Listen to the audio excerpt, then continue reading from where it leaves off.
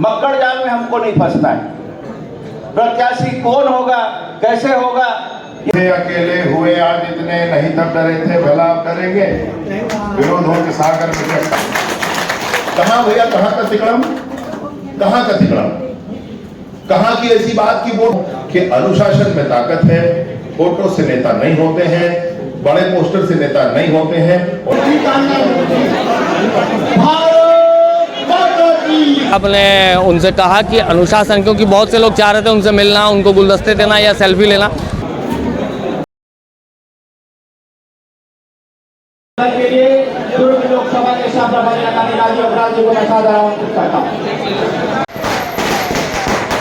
छत्तीसगढ़ में चुनावी परचम लहराने के बाद भारतीय जनता पार्टी लोकसभा चुनाव की तैयारियां जोर शोर से कर रही है। और मैं इस वक्त खड़ा हूं दुर्ग ज़िले में, यह दुर्ग शहर है। मेरे पीछे जो कार्यालय आप देख पा रहे हैं वो पार्टी का कार्यालय खुला है भारतीय जनता पार्टी का, जहां से लोकसभा का चुनाव संचालन का एक कमांड सेंटर बनाया जाएगा, ऐसा बताया जा रहा है। यहाँ पर विजय शर्मा डिप्टी सीएम साहब आए हुए थे और उनके साथ में बहुत सारे जो विधायक थे वो आए हुए थे। यहाँ एक कार्यालय है, थोड़ी छोटी जगह पे बना दिया था, तो यहाँ थोड़ी सी अव्यवस्थाएं चल रही थी, जिसके लिए डिप्टी सीएम साहब ने उनसे कहा कि अनुशासन, क्योंकि बहुत से लोग चाह रहे थे उनसे मिलना, उनको गुलदस्ते देना या सेल्फी लेना, इस तरह की चीज़ें हो रही थी। तो सबसे पहले उन्होंने अपने बातों में ये रखा कि आप सबसे पहले अनुशासन आपके लिए, आपको बहुत ज़रूरी है उसको फॉलो करना, अनुशासित रहें। और चूँकि ये चुनाव मोदी जी का चुनाव है, तो इस बार जो चुनाव है वो चुनाव का जो आचार संहिता लागू होगा वो आगे की बात है, लेकिन आपका चुनाव आज से शुरू हो गया है। मतलब आप सभी ज़मीनी स्तर पे काम करना शुरू करते हैं, ये साफ तौर पर उनका संदेश था। विजय बघेल साहब का उसके पहले भाषण हुआ, जो सांसद हैं दुर्ग से, उन्होंने कहा साफ तौर पर कि चेहरा कोई भी हो, और वही बात उन्होंने दोहराई विजय शर्मा साहब ने कि चेहरा कोई भी हो, लेकिन चेहरे पे ऊपर आपको ज़्यादा ध्यान केंद्रित नहीं करना है। भारतीय जनता पार्टी क्या सोच रखती है, उनकी रीति नीतियों पे काम करना है। मोदी जी का चुनाव है ये सोचकर, और मोदी जी की कार्य योजनाओं को आगे जन जन तक पहुंचाने के लिए इस चुनाव को सफल बनाना है। मेरे साथ में कुछ भाजपा के कार्यकर्ता हैं। भैया, आज का जो ये भाषण वगैरह हुआ, ये जो एनर्जी देखने को मिली जी, वो कैसा देख पा रहे हैं? देखिए, प्रदेश में विष्णुदेव साय जी के नेतृत्व में भारतीय जनता पार्टी की पूर्ण बहुमत की सरकार बनी है, और इतना बड़ा बहुमत पहले भारतीय जनता पार्टी को नहीं मिलता था। ये बातें होती थी कि कोई क्षेत्रीय दल वोट काटेगा तो जाके भारतीय जनता पार्टी की सरकार बनेगी, परंतु इस बार के चुनाव ने सीधी लड़ाई में, कांग्रेस और भारतीय जनता पार्टी की सीधी लड़ाई में प्रदेश के कार्यकर्ताओं ने, भारतीय जनता पार्टी के कार्यकर्ताओं ने मेहनत करके सीधी लड़ाई में भारतीय जनता पार्टी की सरकार बनाई है। क्या लगता है यहाँ फोकस रहना ज़्यादा ज़रूरी है, इसलिए बहुत बड़े पैमाने पे यहाँ पर रणनीतियाँ बनाई जा रही हैं? देखिए, फोकस तो पूरे 11 लोकसभा क्षेत्रों में पार्टी कर रही है। कोई ऐसी विशेष बात दुर्ग के लिए नहीं है। दुर्ग में तो ज़्यादा उत्साह है। लोकसभा क्षेत्रों में हमने 7 विधानसभा क्षेत्रों में चुनाव जीता है और बड़े बहुमत से जीता है। हमारे प्रेमकांत पांडे जी और स्वयं विजय बघेल जी बहुत कम अंतर से चुनाव नहीं जीत पाए, लेकिन 7 विधानसभा क्षेत्रों की जीत ने ये तो तय कर दिया है कि आने वाले लोकसभा चुनाव में दुर्ग लोकसभा से भारतीय जनता पार्टी का प्रत्याशी विजयी होगा, और देश के यशस्वी प्रधानमंत्री नरेंद्र मोदी जी के नेतृत्व में पूर्ण बहुमत की सरकार बनेगी। बहुत शुक्रिया बात करने के लिए। ये कार्यालय आप पीछे देख पा रहे हैं, कार्यालय से अभी बहुत सारे भाजपा के कार्यकर्ता यहाँ से डिप्टी सीएम साहब जा चुके हैं और बहुत सारे नेता जा चुके हैं। कोशिश करेंगे कुछ और कार्यकर्ताओं से बात हो जाए। अजय, वो विषय को छोड़िए, एक्चुअल में पार्टी ने जो बनाया है, विधानसभा से ही पार्टी का ये ध्येय है कि हमारे कार्यालय हम समय से पूर्व खोलेंगे। प्रत्याशी कौन है कौन नहीं है ये विषय कार्यकर्ता के बीच में नहीं जाना चाहिए। चुनाव की दृष्टि से जो भी कार्यक्रम बनने हैं उसके लिए एक कार्यालय आवश्यक होता है, इसीलिए यह कार्यालय आज खोला गया है, और 29 फरवरी तक प्रत्येक विधानसभा में भी कार्यालय खुल जाएंगे। जो चेहरों की लड़ाई की बात हुई है कि जैसे कि चेहरों पे ज़्यादा ध्यान न दें, ऐसा करके संदेश दिया गया, लेकिन चुनाव आने समय बहुत सारे चेहरों के लिए बोलना चाहिए पोस्टर, बैनर और ये सब अपनी अपनी प्रतिभा दिखाने की एक कोशिश की जाती रही है, ऐसा आता है स्वभाव में। क्या लगता है आपको, ये जो संदेश है और वो जो आगे का जो फीडबैक आएगा या आगे की जो चलचित्र दिखेगा वो कैसा रहेगा आपके मुताबिक? देखिए, व्यक्तिगत रूप से कौन क्या कर रहा है उस पर पार्टी नहीं जाती। पार्टी अपने कार्यकर्ताओं को, अपने पदाधिकारियों को समय समय पर पार्टी गाइडलाइन की जानकारी देती है। और उसके तहत हर बार यही विषय रखा जाता है कि आपको प्रत्याशी कौन होगा इसमें नहीं जाना है, क्योंकि आपका प्रत्याशी तय है, कमल का फूल। कमल का फूल ही चुनाव लड़ेगा और वही संदेश देने का यहाँ भी प्रयास किया गया है कि कमल आपका प्रत्याशी है। आज आपका कार्यालय खुल गया, आज से आज अपना काम प्रारंभ कर दें। पार्टी आला कमान जो है डिसेंसी जो जो नेचर है उसको पसंद कर रही है, ऐसा लगता है। तो जो अभी विजय बघेल साहब ने कहा कि मुझे भी आप चेहरे के तौर पे ज़्यादा मत देखें या चेहरा के तौर पे किसी को ना देखें, उसी बात को विजय शर्मा साहब ने दोहराया अभी। तो क्या लगता है कि डिसेंट वे पे अगर आप आगे आकर अपनी बात रखेंगे तो आपका सिलेक्शन हो जाएगा या आपको पार्टी अहमियत देना शुरू कर देगी? इस तरह की भी बातें हैं। देखिए, पार्टी में मापदंड तय रहते हैं और स्थिति परिस्थिति के अनुसार भी कई बार चयन किया जाता है।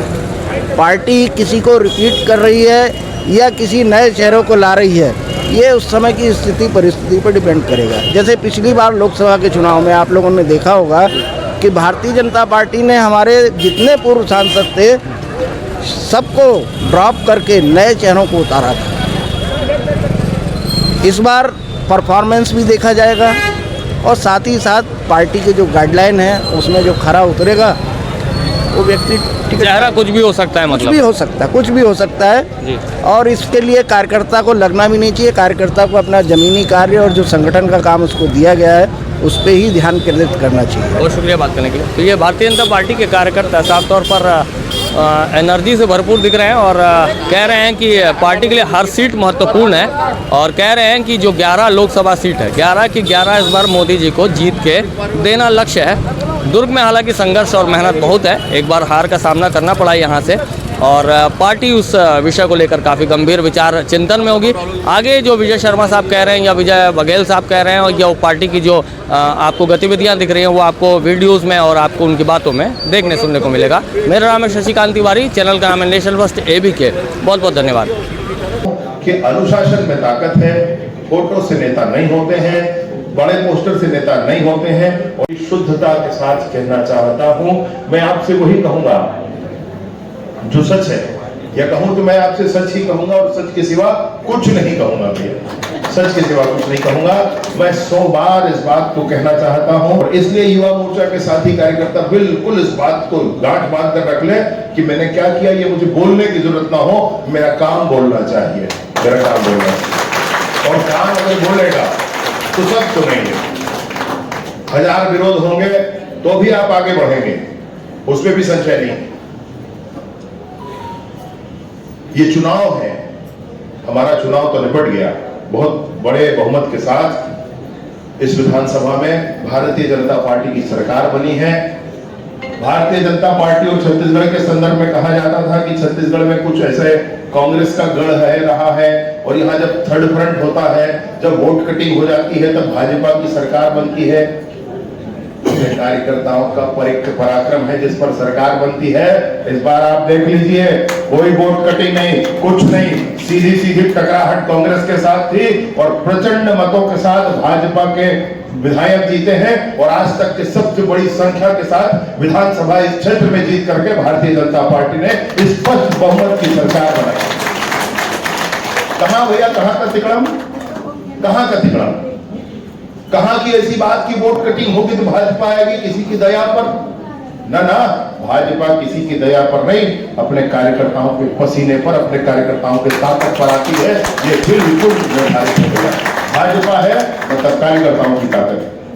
और इस बार मैं आपसे निवेदन पूर्वक कहना चाहता हूं कि हमारा आपका चुनाव तो संपन्न हुआ, हमारा आपका चुनाव संपन्न हुआ। आने वाला चुनाव मोदी जी का चुनाव है, मोदी जी का चुनाव भैया।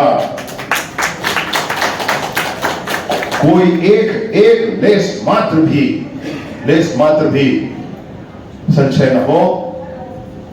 आज से चुनाव का डिक्लेरेशन होगा, कोई नामांकन भरेगा, किसी का नाम आगे आएगा, इन पचड़ों में नहीं पड़ना है। माननीय सांसद महोदय ने आपसे बहुत स्पष्ट कहा है, बहुत स्पष्ट कहा है, इन पचड़ों में नहीं पड़ना है। हमारे लिए चुनाव आज से शुरू हो गया, आज से शुरू हो गया। घर घर में संपर्क हम आज से शुरू कर दें, घर घर में संपर्क शुरू करते हैं। जो योजना में इस कार्यालय से बनती है उस योजना के आधार पर हमारा क्रियान्वयन प्रारंभ हो जाए। मोदी जी के चुनाव के लिए मेरा पसीना बहना चाहिए भैया, इतना ध्यान रख लेना आप। मोदी जी के चुनाव के कारण के लिए मेरा पसीना बहना चाहिए। इस देश में ऐसे सामर्थ्यवान सरकार को पूर्ण बहुमत के लिए बिठाने के लिए मेरा पसीना बहना चाहिए। वही इस यज्ञ में मेरी आहुति है, वही इस यज्ञ में मेरी आहुति है। देश में मोदी जी की सरकार जरूरी है, देश में मोदी जी की सरकार जरूरी है। कंठ कितने बार सूखे भैया आपके, 370 धोखा है, कश्मीर बचा लो मौका है, ये चिल्लाते चिल्लाते धूप में कितनी बार कंठ सूखे हैं आपके। 1952 में जिस संकल्प को लिया गया था, आज जाकर 2019 में 370 कश्मीर से हटा है। 70 साल लगभग लग गए। पूरी भाजपा की पीढ़ी बदल गई, भाजपा की पीढ़ियां बदल गई। जिन्होंने संकल्प लिया वो पीढ़ी एक भी नहीं है, कोई बीच की पीढ़ी भी नहीं है, आज की पीढ़ी है। हर बार हम अपने कार्यालयों में जाकर के जब भी भारत माता की पूजा करते थे, हम चिल्लाते थे 370 धोखा है, कश्मीर बचा लो मौका है, हम चिल्लाया करते थे। वो सिर्फ नारा नहीं था, वो हमारा संकल्प था। हर बार हम अपने संकल्प को दोहराते थे अपने कार्यालय में बैठ करके। और देख लें, पीढ़ियां बदल गई परंतु हमारी पार्टी का संकल्प नहीं बदला। हमने आज जाकर के अपना संकल्प पूरा किया। हर बार भारतीय जनता पार्टी की घोषणा पत्र में हुआ करता था कि हम राम मंदिर वही बनाएंगे, हम राम मंदिर वही बनाएंगे। पीढ़ियां बदली, भाजपा की पीढ़ियां बदली, संकल्प नहीं बदला, कभी संकल्प नहीं बदला। और उस संकल्प को भी भाजपा के कार्यकर्ताओं ने पूरा करके दिखाया है। उस संकल्प को भी भाजपा के कार्यकर्ताओं, मैं आपसे कहना चाहता हूं कि वो पार्टी जो कोई संकल्प ले और पीढ़ियों की दूरी तय करके भी उस संकल्प को पूरा कर दे, ऐसी पार्टी के कार्यकर्ता हम हैं साथी, ऐसी पार्टी के कार्यकर्ता हम हैं। कोई बड़ी गाड़ी में घूम रहा है, कोई लाल बत्ती की गाड़ी में घूम रहा है, अरे भूल जाओ उन बातों को, उससे कुछ नहीं होता भैया, उससे कुछ नहीं होता। मैंने कितनी मेहनत से, कितनी मशक्कत से अपनी पार्टी के लिए काम किया है, वही आपका माना जाएगा, उसी पर आपका आकलन होगा। और ये जो आनी जानी चीजें हैं, सदन में खड़े होकर के अटल बिहारी वाजपेयी जी कहते हैं कि पार्टियां बनेंगी, बिगड़ेंगी, सरकारें आएंगी जाएंगी, देश का लोकतंत्र अमर होना चाहिए। तो सरकारें, पार्टियां, ये सारी बातें दूर की है। मसला सिर्फ एक है कि तेरा वैभव अमर रहे, वहां हम तेरे चार रहे न रहे। मेरे दोस्त, मैं आपसे कहना ये चाहता हूं कि हमारी वो पार्टी जिसने पीढ़ियों की दूरी तय करके इतने सारे काम किए हैं, उसको और कुछ काम करने बाकी हैं, अभी उसको और कुछ काम करने बाकी है। और उन कामों को आप भी चाहते हो कि देश में हो, मैं भी चाहता हूं कि देश में हो। वही एक आधार है, वही एक बात है जो हमारी प्रेरणा का स्रोत है, जो हमको खींच कर, हम राजनीतिक कार्यकर्ता है भाई। आप यहाँ आकर बैठे हो तो किसी को बुलावे पर नहीं आए हो। मेरी बात मैं हर बार ये कहता हूँ और बिल्कुल आप मान लेना, आपके अंदर हृदय में नेता बैठा है, वो आपको घर में शांत नहीं बैठने देगा। वो आपको राजनीतिक स्थलों पर, राजनीतिक कार्यालयों में, राजनीतिक आंदोलनों में हर बार लेकर आएगा। और आप जब के अंदर में हृदय में नेता है तो जी लो भैया उस नेता को अच्छे से, और उसको भी अंदर वाले को जीने दो अच्छे से, जी भर के करिए काम। लक्ष्य क्या है?